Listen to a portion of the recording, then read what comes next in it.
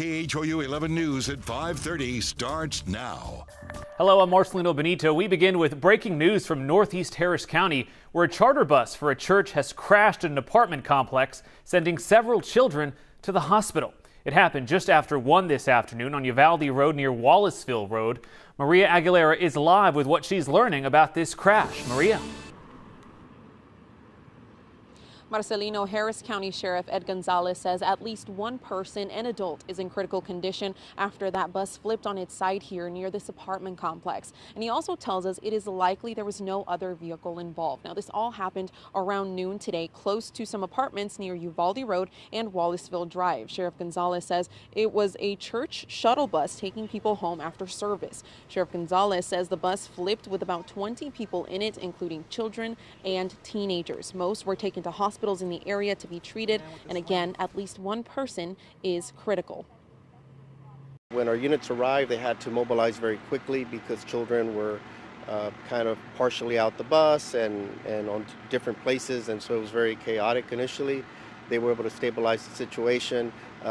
One adult person, possibly a female, is in critical condition, we're told. The rest are expected to survive their injuries. At this time, officials say it's unclear what caused the bus to flip. We're told the driver is cooperating with authorities. Now that bus has been removed by a tow truck, and officials are working to determine what caused that crash. Marcelino, back to you.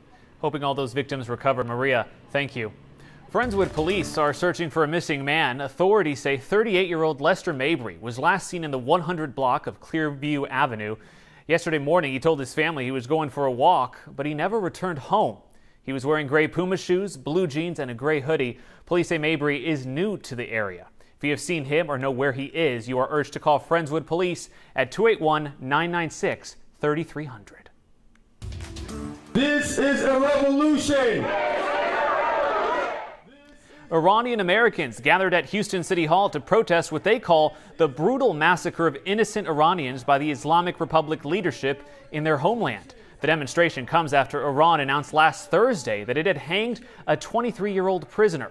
It was the first known execution of a person arrested in the protests that have engulfed the country for the past 3 months. A Libyan man accused of making the bomb which destroyed Pan Am Flight 103 over Lockerbie, Scotland, is now in United States custody. A Justice Department spokesman confirmed Abu Ajila Massoud has been turned over to the U.S. He's pictured here in the middle of your screen after an arrest in Libya. He is expected to make his initial appearance in the U.S. sometime today. Pan Am Flight 103 was traveling from London to New York when it exploded over Lockerbie on December 21st, 1988.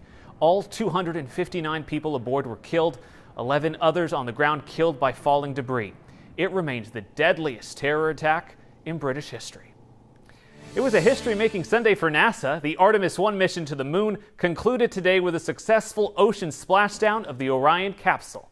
Orion landed in the Pacific Ocean at 11:40 a.m., completing a nearly 1.3 million-mile trip. Upon its return, NASA says the spacecraft traveled 32 times the speed of sound, moving so fast the outside of the vehicle heated up to 5,000 degrees Fahrenheit. Withstanding the heat was one of 2 big tests for that spacecraft. It was confident, but it was tense because there were 2 big things that had to happen today. First of all, the heat shield had to work, and it worked perfectly. With Orion's safe landing, NASA officials will be able to use data from the mission to prepare for the Artemis 2 mission. That mission will put astronauts on the spacecraft for another trip around the moon. To the weather now, the Houston area drying out after a stormy morning. Meteorologist Pat Kavlin is here to tell us about another chance for storms this week. Fill us in, Pat. Those storms woke me up this morning. I don't know about you. Me too, Pat. Me too. Yeah, there was some pretty intense thunder and lightning. Thankfully, nothing severe across the area. A good amount of rainfall, but that's all gone. Clouds remain today. Live look here from the West Loop. You can see traffic is heavy. 'Tis the season, right? But we are dry. We're not seeing any rainfall out there right now. We're going to stay cloudy and mild as we get into the day on Monday. Then, yeah, we are tracking our next front that's going to bring a chance for some feisty weather here as we get into Tuesday. And then behind doing that, a drastic drop in the numbers, and that will become the main headline here as we get into Wednesday and beyond. Again, right now, no rain on radar as we widen out the shot and take a look at what's going on. You can see all the showers and storms from yesterday now well off towards the east. We have to go out towards the west coast to find our next storm system coming on shore through San Francisco.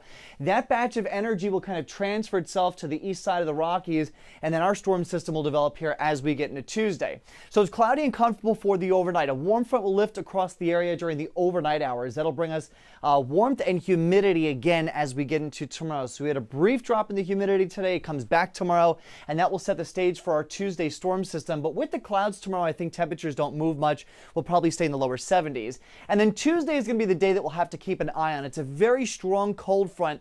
I do think the core of the severe potential is across the Arklatex, but we could get one or two feisty afternoon storms here before some much colder air begins to filter into the area. So here we go, Monday morning, a lot of clouds, even some fog at the coast. Temperatures start in the low 60s, so it's a little bit cooler than it's been the last few mornings. By the afternoon, it's cloudy, maybe one or two stray showers, but I kept it out of the forecast just because if you see one, it's the exception, not the rule. Temperatures around where they should be this time of year, if not a few degrees warmer in the lower 70s. Here we go now into Tuesday morning. We could start the day with a couple showers to the north.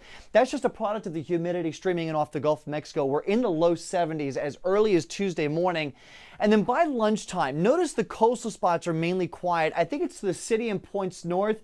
And then really as you go east that we see the best chance for any downpours and thunderstorms. I mean, look at the numbers. We're getting close to 80 degrees in the afternoon, even with the cloud coverage. So some of these storms do have the chance to become on the stronger side.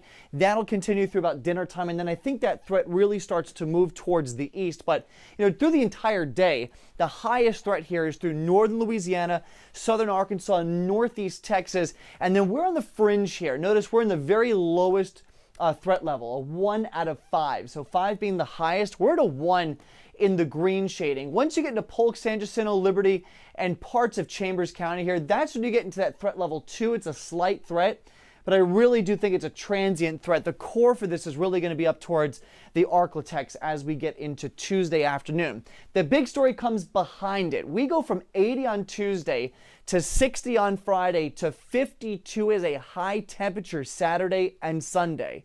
So next weekend looks a lot colder, and we stay cold not just for the weekend, but all the way through next week. And where's that cold coming from? Got to go all the way up towards the Arctic Circle. Siberia, temperatures right now 30 to 50 degrees below zero. Even across Canada and Alaska, we're seeing those temperatures well below zero. 10, 15, 20, 25 degrees below zero. All that cold air is bottled up here, and eventually we're going to get an Arctic front that comes across the country, and that cold air gets released across the lower 48, going all the way into Christmas week here. So for the first day of actual winter, this is what the nation will look like, with many areas running well below normal, and that cold air sticks around all the way at least through Christmas Day. The outlook through December 25th has below normal temperatures expected for pretty much everyone in the U.S. So if you're not a fan of the warm weather, hang on. Big drastic changes on the way. Before then, though, it's cloudy and 72 for tomorrow, up to 80, with storms developing in the evening for Tuesday, about a 60% chance. We're down to 67 with gradual clearing on Wednesday. You really notice the cooler weather, though, by Thursday. Thursday morning, we're in the mid-40s, mid-60s by the afternoon, low 40s then for Friday morning, and then Marcelino, Saturday and Sunday, next weekend.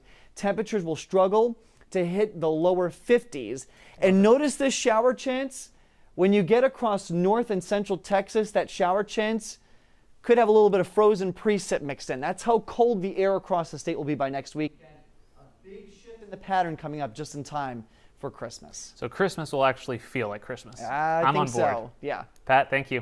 That's going to do it for now. Thanks for watching our webcast. And remember, we'll be back on TV tonight at 10. Till then, remember to download the KHOU 11 app and stream us whenever you want on Roku and Fire TV. Have a good evening. We'll see you tonight.